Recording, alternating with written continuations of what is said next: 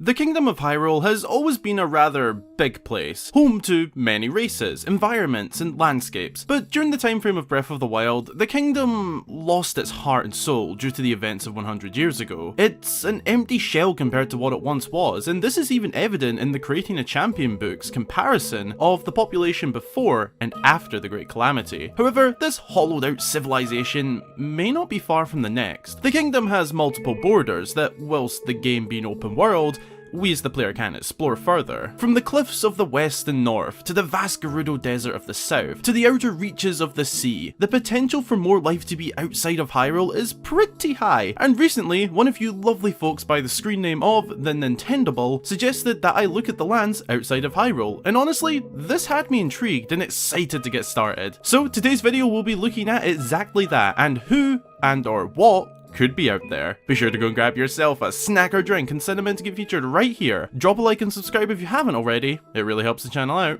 And let's get into this one.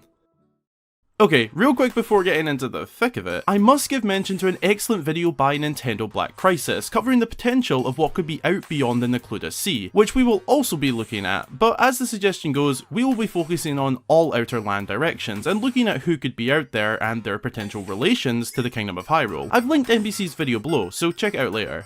So, what or who lays beyond the borders of Hyrule? Well, whilst we aren't given any outright evidence of life out there in the game, we do have a few hunches. There are 3 areas of the borders to look at: the coastline, the desert, and the cliffs, each with their own chances and possibilities. Now, something I'd like to mention regarding these possibilities before going into each area individually is that during the Great Calamity, a lot of people were killed. That is a fact. But what we don't see is those who may have escaped and actually fled Hyrule.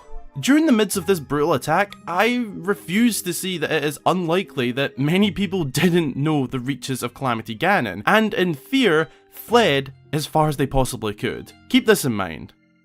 Let's start with the desert, mainly because I think this may be the direction with the least chance of life nearby. Obviously at some point across whatever planet Hyrule is on, there will be life, but relatively nearby in terms of the kingdom, If we go to the far reaches of the desert and try to look out, we can see a long stretch of desert continuing, but just beyond that, we can see what appears to be some hills that link up with the cliffside border. However, it's not hard to see here that the coastline is connected to the edge of this desert, and whilst we can't see over these hills, my assumption is that it's also the sea. So personally, I doubt that there are any little settlements between the edge of what we can explore and right over here. And taking my earlier point that some people may have fled the land due to the calamity, let's be honest, not many people are making it through the desert unprepared. Not because of threats, but yeah, also that, but more due to the conditions this venture would have, the harsh heat of the day and the bitter cold of the night. In a panicked escape with not much time to prepare, not many people would be ready for that. When you think about it though, the Gerudo Desert isn't actually that big when you look at it this way. The coastline is right there, and the desert ends right here. As boring as that maybe was, it will segue us into our thankfully more interesting next point. The sea. We have 4 different seas to look at here: the Faron Sea, the TLOZ Sea, the Lanayru Sea, and the Akala Sea. However, for the sake of not having to refer to 4 separate seas over and over again that are all very nearby, I'll just be calling it the sea. These reaches of the borders are rather interesting, as we do know that a certain village of Hyrule, Lurelin Village, actually originates from these distant waves. The people of Lurelin came in and landed on the TLOZ shores long ago, before the calamity, proving that somewhere out there is another civilization, or at least was, possibly still out there. But I think it's fair to guess that there is still life out there, in any of these directions. We know that Lurelin Village was untouched during the calamity, but in the midst of this bloodbath attack, people wouldn't have known that the calamity wouldn't have reached here. Personally, I believe that there is a possibility that some of the population fled, or at least attempted to flee, out to sea, far away from Hyrule. This is probably more likely than you'd think. Take our real world for example. Lands plagued by warfare for example can and do result in people fleeing the land as far as they can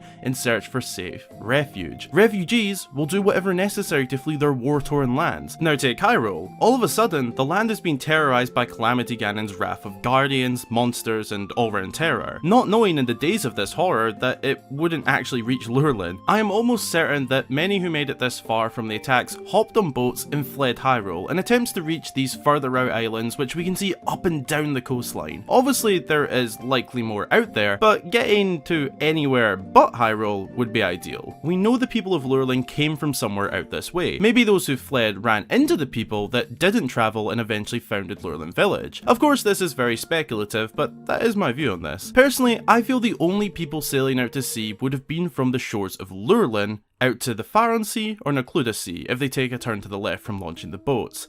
It is also possible that some of those who fled to Hytenal Village further went on to Hytenal Bay and set sail to further lands. In the modern day we see no real docks or signs of boats here, but maybe 100 years ago they were all taken, however many there were. But upwards at the Akala Sea, I doubt anybody left from here, as these passageways from central Hyrule to the Akala region would have been blocked heavily with everything going on at the Citadel. Maybe some people already here could have left, but I don't think there was really anybody here, to be honest. Maybe you'll disagree with me because we don't hear of this, but realistically, I personally believe that Hyrule had refugees flee the land via the coastline to escape the calamity. Whilst they would have been safe just staying at the villages of Lurelin and Hytenal, how were they to know that in the heat of the moment? To address the video title on this point, I personally believe that not too far out there, maybe also far out, that there are the grandchildren, maybe even children, basically just the bloodlines of those who fled from Hyrule 100 years ago. I believe that's what's out there.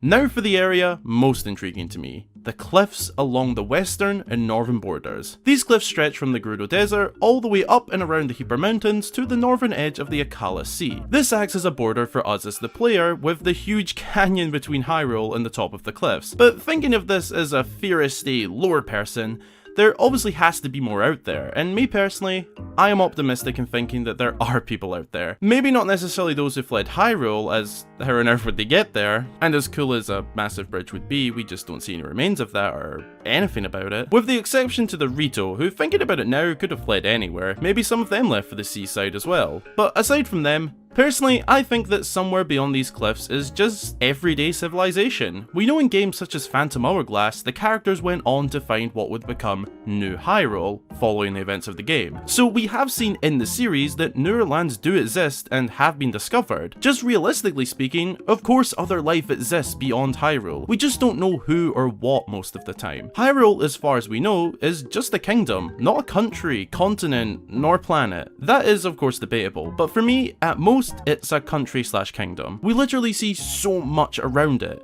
For me, this is on a planet much like ours and has a lot of unseen land. A lot.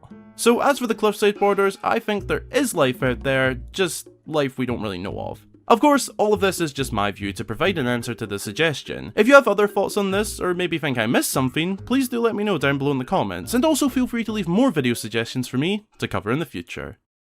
Thanks a ton for watching, I really hope you enjoyed the video, and if you did, be sure to drop a like and consider subscribing for more fabulous Zelda content. As always, a huge special thank you goes out to all of my supporters across Patreon and YouTube. If you'd like to join them and get yourself a shout out upon joining, and your name at the end of every video, then consider supporting. Again, thanks for watching, and until the next time, I've been Hyrule Gamer.